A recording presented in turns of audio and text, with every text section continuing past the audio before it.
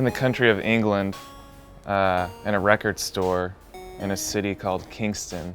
So I'm on the kind of a different part of the world from where I grew up, and there's a record store maybe a mile from my house that I would skateboard to and when I was 13, and find the most tattooed guy in there that I could find and have him recommend me albums, whatever he was listening to at the time. And so now it's cool to be in here looking at some of these same records that I listened to growing up. This Rancid album, one of the first kind of records that I listened to that was such a mixture of music between kind of punk and hip hop and different genres kind of crossing that I'd never heard before.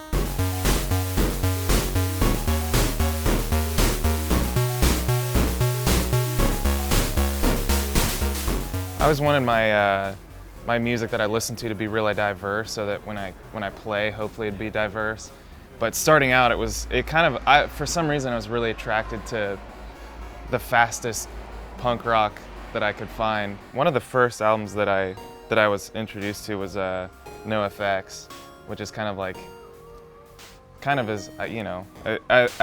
as far as what I listened to as punk as you could get. And then that would range to like pop punk music. So this album I listened to all the time when it came out, Sum 41. And then there was Metallica that I would play along with.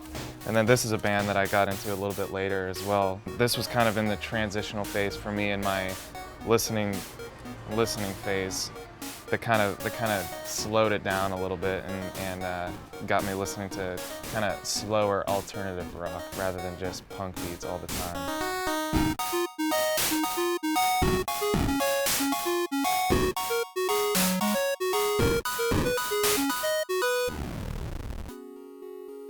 So I've always, ever since I was a kid, wanted to take all different genres of music and kind of put them in a blender, sort of, and then pour it into a cup, and that's kind of what it is that I envisioned, what I wanted to be a part of.